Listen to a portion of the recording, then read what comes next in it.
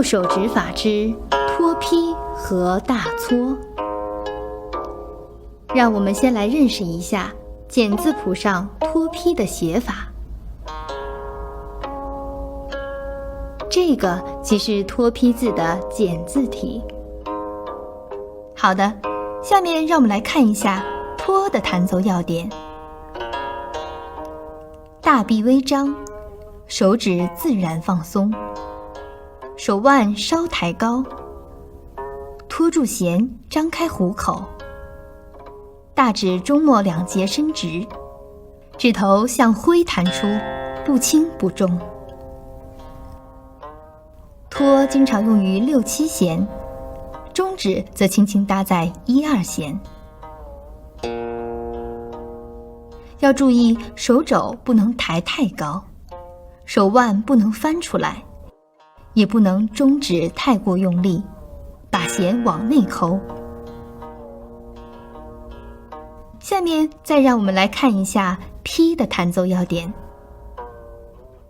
手腕稍抬高，手指自然放松，大指倒竖，虎口稍微张开，中末2节微弯，拇指向身正风弹入，唇取假音，指甲出音坚实有力，又要看不出用力。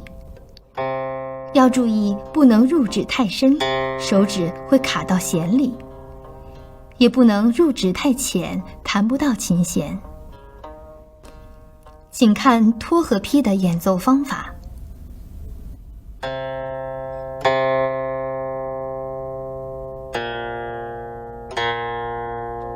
开始练习时，我们可以散音托7弦，勾2弦，再托7弦；散音托6弦，勾1弦，再托6弦；托劈7弦，勾2弦，托劈6弦，勾1弦。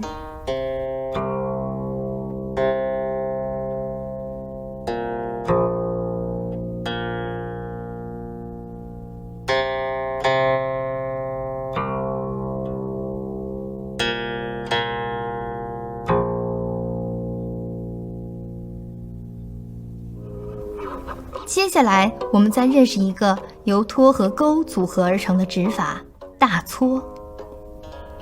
简字体如下表示。这个指法是双音同时弹出，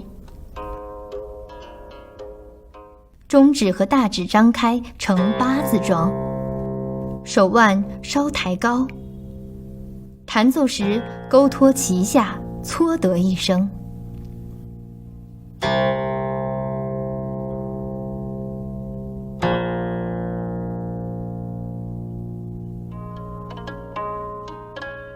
我们再认识一个由 T 和 P 组合而成的指法——反搓。简字体如下表示。这个指法是双音同时弹出，弹奏时 T P 齐下，反搓得一声。一般反搓和搓同时出现。